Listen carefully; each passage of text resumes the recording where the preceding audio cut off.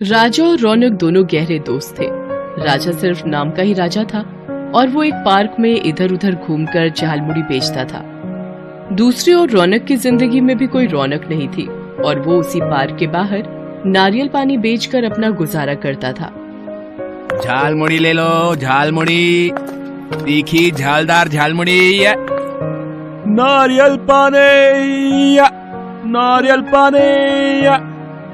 एक दिन राजा पार्क में झालमुड़ी बेच रहा था। झालमुड़ी ले लो, झालमुड़ी, तीखी मसालेदार झालमुड़ी ले लो। उसी पार्क में एक लड़का अकेला बैठा हुआ था। वो बार बार अपनी घड़ी देख रहा था।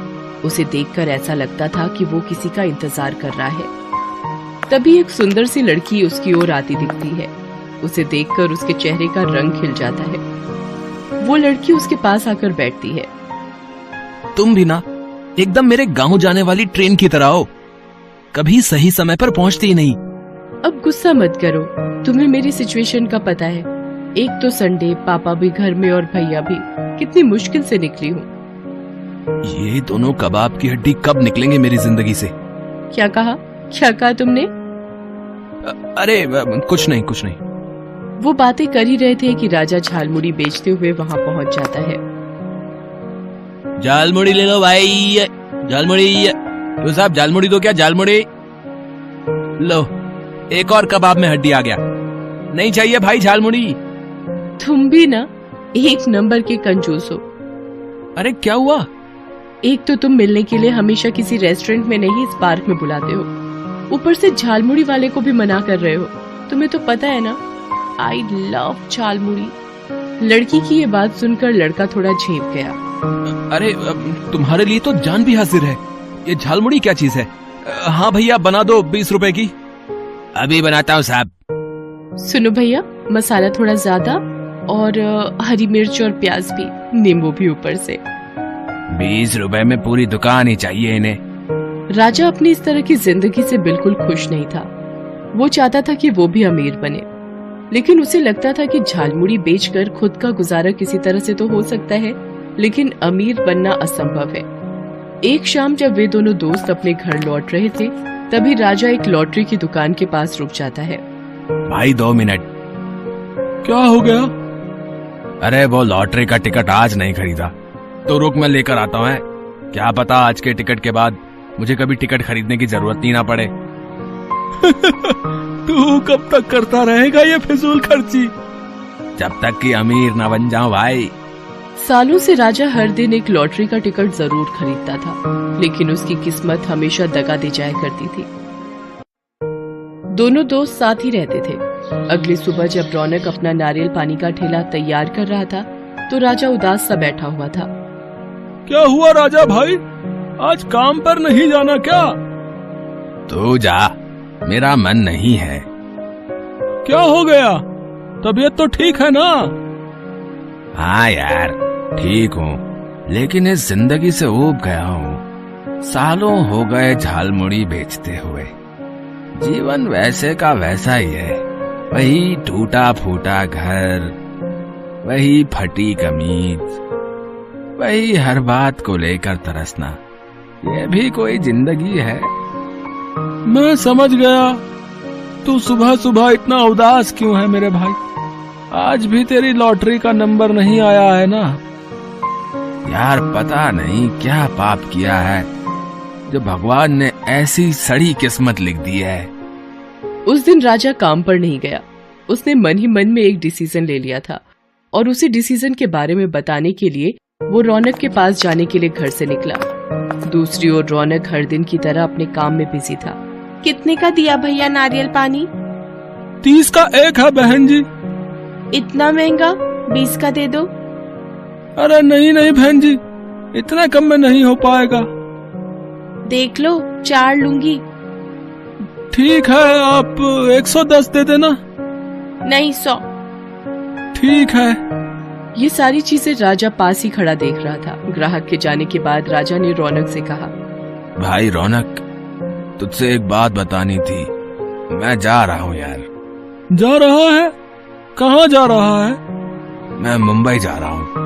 लोग कहते हैं वो सपनों का शहर है, मुझे लगता है कि मेरे अमीर होने का सपना वहीं पूरा होगा। तू मत जा यार, यहीं रह। तेरे बिना बिल्कुल दिल नहीं लगेगा यार मेरा। तू क्या चाहता है? पूरा दिन 5-10 रुपए के लिए ग्राहकों से चिक चिक करता रहूं? अरे यार, चिक चिक भी किया ना। एक उम्र बीत गई हम दोनों की यार, लेकिन कुछ भी तो नहीं बदला। रौनक ने राजा को बहुत समझाया, लेकिन वो तय कर चुका था कि अब वो वहाँ नहीं रहेगा। थक हार कर रौनक ने भी उसकी बात मान ली। उस दिन शाम को वे दोनों घर लौट रहे थे, तभी लॉटरी की दुकान पर रौनक रुक गया, लेकिन राजा आगे बढ़ता ही जा रहा था। उसे ऐसा करते देखकर रौनक ने उसे आवाज लगाई, राजा, अरे राजा। अरे क्या हो गया यार, चलना घर। आज दोनों दोस्त बैठकर खूब बातें करेंगे। पता नहीं अब हमारी मुलाकात कभी होगी भी या नहीं होगी। अबे तू भूल गया, आज तुझे लॉटरी का टिकट नहीं खरीदना क्या? भाई, टिकट तो मैंने आज पहले ही ले लिया है, लेकिन मैं जानता हूँ इसका नंबर भी नहीं आएगा यार। अबे तू तो भविष्यवाणी करने लगा। फूटी किस्मत वालों के नंबर नहीं लगा करते दोस्त, और तू ही तो कहता है कि ये सब फिजूल खर्ची है, तो आज के बाद से ये फिजूल खर्ची बंद। तू एक बार फिर सोच ले यार। मेरा निर्णय अटल है यार, बस तू एक काम कर। अब तो ये लॉटरी का टिकट मैंने ले लिया है, तू इसे रख ले। अरे नहीं नहीं। अरे रख लेना यार, मैं तो यहां रहूंगा नहीं। क्या पता 3 दिन बाद निकलने वाले ड्रॉ में तेरा नंबर निकल आए और तू करोड़पति बन जाए, हैं? राजा ने जबरदस्ती लॉटरी का टिकट रौनक की जेब में डाल दिया।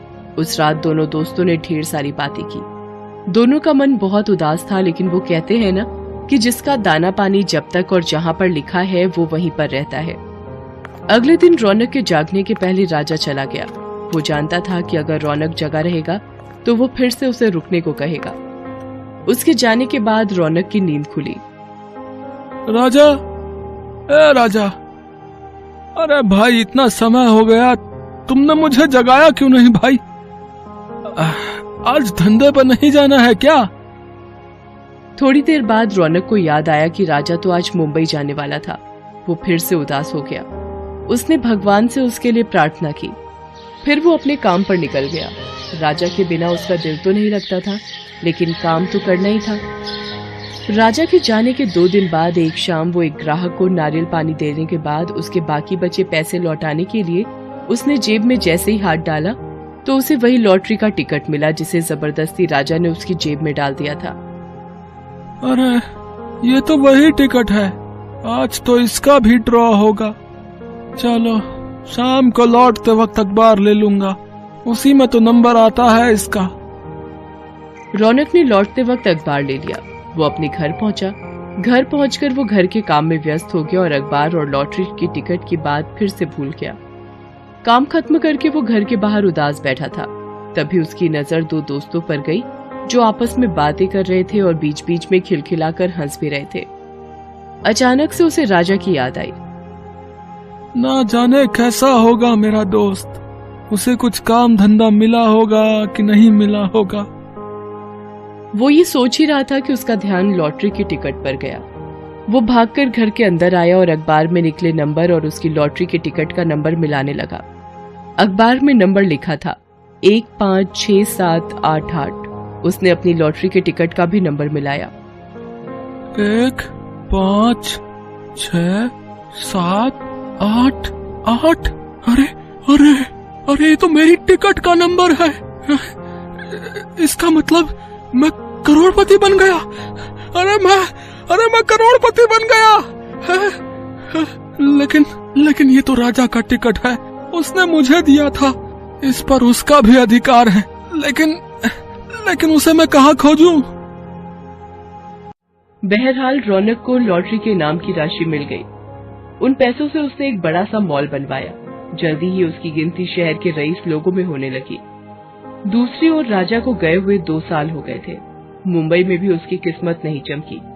वो बेचारा वहां भी मिल मजदूर बनकर रह गया था। यहाँ तो वो कम से कम अपना मालिक था, लेकिन वहां तो उसकी हालत बद से बदतर हो गई। एक दिन उसने वहां से नौकरी छोड़ दी और वापस अपने शहर आ गया। अपना शहर कितना बदल गया है। बहुत तरक्की कर ली शहर ने, एक मेरी ही तरक्की नहीं हुई। यहाँ आकर उसने अपने दोस्त रौनक को खोजने की भी कोशिश की, लेकिन वो नहीं मिला। उसे समझ नहीं आ रहा था कि आखिर उसका दोस्त कहाँ चला गया। यहाँ उसने फिर से झालमुड़ी बेचनी शुरू कर दी। एक दिन वो सड़क किनारे झालमुड़ी बेच रहा था, तभी एक लंबी सी कार पर उसकी नजर गई। उसके पीछे की सीट पर रौनक बैठा था। उसने उसे आवाज लगाई।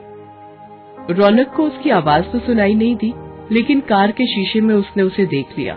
उसने ड्राइवर को गाड़ी रोकने के लिए कहा और भागता हुआ उसके पास गया और उसे गले से लगा लिया। राजा, मेरे भाई, तू आ गया मेरे भाई। तेरे बिना बिल्कुल दिल नहीं लगता था यार। मैं अकेला हो गया था। अब तो तू मुझे छोड़कर नहीं जाएगा ना?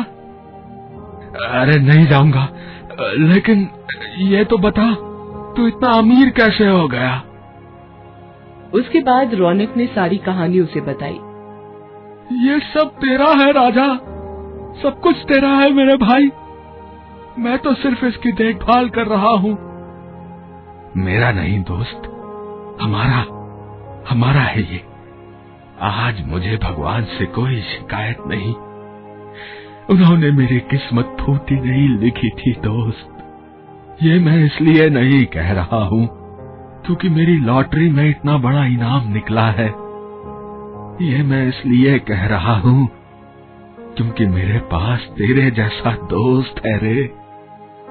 तो चाहता तो सब कुछ ले सकता था, लेकिन नहीं, तूने मेरे लिए संभाल कर रखा। तेरे जैसा यार कहाँ मिलेगा। आजा, आजा मेरे गले लग जा मेरे भाई, गले लग जा। ये कहकर उसने रौनक को गले लगा लिया। फिर दोनों दोस्त खुशी पूर्वक रहने लगे।